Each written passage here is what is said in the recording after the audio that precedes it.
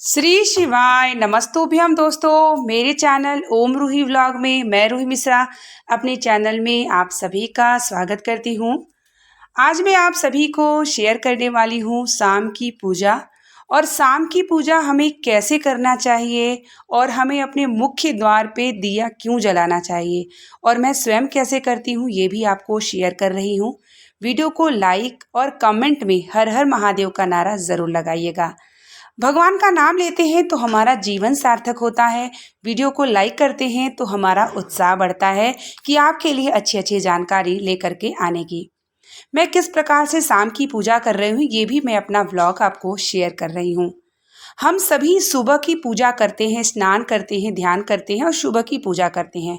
उसी प्रकार से हमें शाम की भी पूजन का नियम बना करके रखना चाहिए, क्योंकि जैसे हमारा ब्रह्म मुहूर्त का समय होता है उसी प्रकार से हमारा सायंकाल होता है, यानी सूर्यास्त के आधे घंटे पहले और सूर्यास्त के आधे घंटे का बाद जो समय प्रदोष काल का होता है वो बहुत ही पॉजिटिव एनर्जी होती है। उस समय हमारे भगवान के विचरण का समय होता है और इसलिए हमने अपने घर के मंदिर में दीपदान, पूजन, भजन जरूर करना चाहिए और मुख्य द्वार पे हमें दीपक जरूर जलाना चाहिए।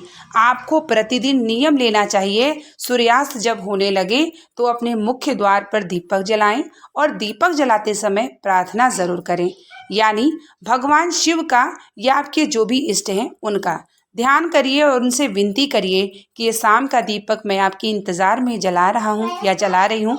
आप ज़रूर हमारे द्वार पर नज़र रखिएगा और हमारे घर में आके सभी प्रकार की परेशानी, कष्ट, दुख, संकट सभी चीज़ों को समाप्त करिएगा, क्योंकि जब शाम का समय होता है हमारे भगवान विचरण के लिए निकलते हैं और मुख्य द्वार पे अगर आपके दीपक जला होता है तो भगवान की नज़र ज़रूर पड़ती है। तो इसी प्रकार से मैं भी शाम के समय दीपक जलाती हूँ और मैं देख रही थी कि शाम हो चुकी है। उसके बाद मैं घर के मंदिर में दीपक जलाती हूँ, पूजा के लिए बैठती हूँ। मैं स्वयं प्रतिदिन नियम बना करके रखी हूँ और मैं शाम होते हुए मुख्य द्वार पर दीपक जला लेती हूँ और अपने मुख्य द्वार को साफ और स्वच्छ जरूर रखिए, क्योंकि जैसे आप प्रवेश करते हैं वैसे आपके भगवान आपके घर में जरूर प्रवेश करते हैं। आपके मुख्य द्वार पे दीपक जलने से नकारात्मक ऊर्जा प्रवेश नहीं कर पाती, सकारात्मक ऊर्जा का उन्नति होती है। साथ ही हमें अपने घर के मंदिर में शाम के समय पूजा कैसे करना चाहिए। बहुत सारे कमेंट आते हैं कि क्या हमें स्नान करके पूजा करना चाहिए। बिल्कुल नहीं, आप स्नान ना करें, आप सिर्फ कपड़े को बदल के भी पूजा कर सकते हैं, जैसा कि मैं स्वयं करती हूँ। मैं शाम के समय कपड़े को बदल लेती हूँ, उसके बाद मैं पूजन करती हूँ और मुख्य द्वार पे दीपक जलाने के बाद आपको अपने द्वार को थोड़ी देर खोल के रखना चाहिए और साथ ही भजन को लगाए रखना चाहिए। जैसे मैं भगवान शिव का भजन लगा देती हूँ और मुख्य द्वार पर दीपक जलाने के बाद दरवाजे को खोल देती हूँ, क्योंकि दीपक जलाने के बाद आप दरवाजे को बंद कर देते हैं तो वो श्रेष्ठ नहीं है। आपके भगवान प्रवेश करते हैं, आपके इष्ट प्रवेश करते हैं, दीपक जलाने के बाद दरवाजे को बंद कर देंगे तो उससे कोई लाभ नहीं होता। तो इसलिए अगर आपने तुलसी रखी है या मुख्य द्वार पे रखते हैं तो भी आप दीपक अपने द्वार को खोल के रखिए और मधुर भजन शाम के समय जरूर लगाइए, ताकि जो वातावरण में भगवान की भक्तिमय उनका नाम स्मरण चलता रहे और अपने घर के मंदिर में हमें कपड़े बदल करके भी पूजा कर सकते हैं। तो आप देख सकते हैं कि मैंने मुख्य द्वार पे दीपक जला दिया है और उसके बाद मैं करूँगी सुंदरकांड का पाठ, क्योंकि शनिवार मंगलवार का स्वयं मेरे घर में नियम महादेव ने बनाया है और भजन चलता रहता है, बच्चे सुनते रहते हैं। उसके बाद मैं बैठती हूँ पूजा के लिए। पूजा में आसन लगाने के बाद दुपट्टा सर पर रखती हूँ। शाम के समय मैं सिर्फ भगवान शिव को स्नान कराती हूँ, क्योंकि सुबह शाम शिवलिंग को स्नान जरूर कराना चाहिए और शाम को शिवलिंग के ऊपर भस्म रखना चाहिए। इस तरीके से मैं शुद्धिकरण कर लेती हूँ। उसके बाद मैं पूजन करने के लिए बैठती हूँ। हर मंगलवार के दिन हमारे घर और हर शनिवार के दिन नियम है कि सुंदरकांड का पाठ होता ज़रूर है। जो छोटे से हनुमान जी आपने देखा होगा, वो जब से हमारे घर में चमत्कारी के रूप में आए तब से सुंदरकांड का पाठ हमारे घर में नियम बन चुका है। तो मैं इस तरीके से संकल्प लेती हूँ सुंदरकांड का पाठ का कि जो भी आपकी कामना हो हृदय से बोल सकते हैं। उसके बाद जल हनुमान जी के चरणों में डाल दें और फिर आप पूजा सरल विधि से करके सुंदरकांड का पाठ कर सकते हैं। जिसके घर में शनिवार मंगलवार भी हनुमान जी का सुंदरकांड या चालीसा का पाठ होता है, मंगल ग्रह दोष आपके समाप्त होते हैं, शनि ग्रह दोष होंगे वो भी समाप्त हो जाते हैं और आपके घर में किसी भी प्रकार का नकारात्मक ऊर्जा कोई करता है या भूत प्रेत पिशाच निकट नहीं आवे, महावीर जब नाम सुनावे, किसी भी प्रकार का नज़र दोष नहीं लगता अगर आपके घर में हनुमान जी की पूजा होती है। और आप अगर रोज नहीं कर पाते तो शनिवार और मंगलवार का नियम ज़रूर बनाएं। ये छोटे से हनुमान जी हैं, इनका स्टोरी, इनकी कहानी मैं किसी एक वीडियो में आपको बताऊंगी कि ये हनुमान जी मेरे घर में चमत्कारी रूप में कैसे आए। और हनुमान जी की पूजा महिलाएं औरतें भी कर सकती हैं। बहुत सारे लोग कमेंट भी करते हैं क्या हनुमान जी की पूजा हम महिलाएं औरतें कर सकती हैं? तो बिल्कुल कर सकती हैं। हनुमान जी की पूजा सभी लोग कर सकते हैं, सभी व्यक्ति कर सकते हैं। अगर आप प्रतिदिन पूजा करते हैं हनुमान जी की तो सरल विधि से कर सकते हैं। दीपक जला करके भोग लगा करके हनुमान चालीसा का पाठ या सुंदरकांड का पाठ कर सकते हैं। लेकिन अगर आप शनिवार या मंगलवार पूजा करते हैं तो हनुमान जी के प्रिय भोग और तुलसी का माला या पीपल का पत्ता मिल जाए तो उस पर सिंदूर और तेल से राम राम लिख करके 11 पत्ते को माला बना लीजिए और हनुमान जी को समर्पित कर दीजिए।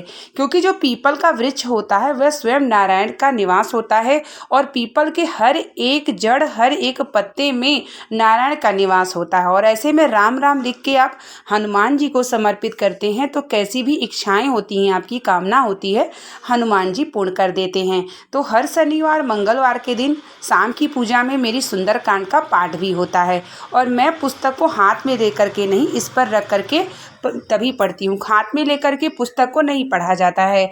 आप इस तरीके से पुस्तक रखने वाला आप जो है आपके घर है तो अच्छा है, नहीं है तो मंगा करके रखिए। तो इस तरीके से रख के सुंदरकांड का पाठ करते हैं। और जब भी सुंदरकांड का पाठ करें तो सर्वप्रथम हनुमान चालीसा का पाठ करें, उसके बाद सुंदरकांड पूर्ण हो जाए पाठ आपका तो फिर से हनुमान चालीसा का पाठ करें। और संपूर्ण तो आपको लगाना ही चाहिए। संपूर्ण आप हनुमान चालीसा का दोहा कोई भी ले सकते हैं, जैसी इच्छा हो वैसे संपूर्ण को लगाना चाहिए।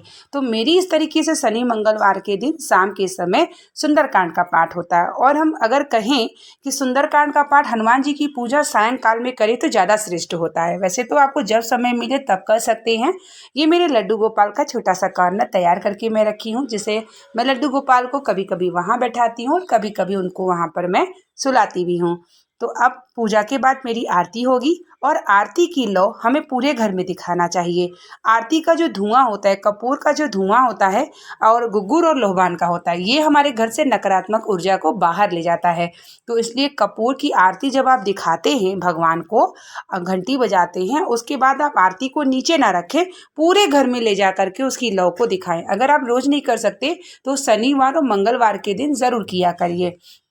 इससे आपके घर से सभी प्रकार की जैसे नकारात्मक ऊर्जा जो होती है वो, क्योंकि नकारात्मक ऊर्जा क्या होती है, जैसे मानसिक तनाव हो गया, आपके घर में रोग बने हुए हैं, परेशानी कष्ट, तो वो सब चीज़ें बाहर जाती हैं। किसी भी प्रकार का नज़र लगा है, जैसे आपके घर पे किसी की दृष्टि लग गई है, तो वो सब चीज़ें बाहर चली जाती है जब आप कपूर का आरती करके पूरे घर में लौ दिखाते हैं और भगवान का स्नान किया हुआ जल पूरे घर में छिड़काव करते हैं, तो आपके घर में भगवान का निवास हो जाता है। अपने घर को साफ और स्वच्छ जरूर रखिए, इस बात का ध्यान रखिए। आपका घर साफ और स्वच्छ रखता है तभी आपके घर में सकारात्मक ऊर्जा का प्रवेश होता है और आपके घर में भगवान प्रवेश करते हैं। अगर गंदगी है चारों तरफ तो आपका कितना भी पूजा पाठ कर लीजिए, आपके घर में भगवान प्रवेश नहीं करते। इसीलिए मैं बार बार कहती हूँ कि अपने रसोई घर को हमेशा साफ स्वच्छ रखें। कहीं कॉर्नर गंदा हो सकता है लेकिन अपना रसोई घर का स्थान, हमारे 33 कोटि देवता, हमारे महादेव, हमारी माता लक्ष्मी सभी जाते हैं दिन में एक बार, तो रसोई घर को साफ और स्वच्छ रखते हैं तो ज़रूर अच्छा होता है। तो यहाँ मेरी सुंदरकांड की पूजा पाठ हो चुका है, आरती भी हो चुकी है, मंत्र का जाप भी मैं कर चुकी हूँ। उसके बाद आसन के नीचे ऐसे जल गिराती हूँ, प्रणाम करती हूँ। आसन के नीचे जल गिराने के बाद ही हमें उठना चाहिए, क्योंकि जब आप आसन के नीचे जल नहीं गिराते हैं, मस्तक पे नहीं लगाते हैं, तो इंद्र देवता आपकी सारी पूजा लेके चले जाते हैं। अब मैं यहाँ पर सुंदरकांड करते समय जल रखी थी, अपने बच्चे को पिलाती हूँ कि हनुमान जी महादेव की कृपा उसके ऊपर हो और वो जल से स्वस्थ हो। पूरे घर में छिड़काव करती हूँ, मुख्य द्वार पे देती हूँ, सब परिवार सहित यही प्रसाद ग्रहण करती हूँ, जिससे हनुमान जी का अमृत हम सभी को प्राप्त हो सके। तो हम सभी को जैसे सुबह का नियम बनाते हैं ना, वैसे ही हमें सायंकाल प्रदोष काल का समय पूजा का जरूर बनाना चाहिए। घर में मधुर भजन, मुख्य द्वार पे दीपक, अपने घर के मंदिर में दीपक और भोग लगाएं और भगवान का ध्यान अर्चन जरूर करें। भगवान का ध्यान और नाम प्रदोष काल में लेते हैं तो भगवान की दृष्टि आपके द्वार पर जरूर पड़ती है। और मैंने भी कुछ इसी प्रकार से अपना नियम बनाया है जो मैंने आपको शेयर किया। अगर ये वीडियो पसंद आएगी तो लाइक और कमेंट ज़रूर करिएगा, ताकि मैं आप लोगों के लिए अच्छी अच्छी व्लॉग्स भी शेयर के माध्यम से आपको जानकारी शेयर करूं।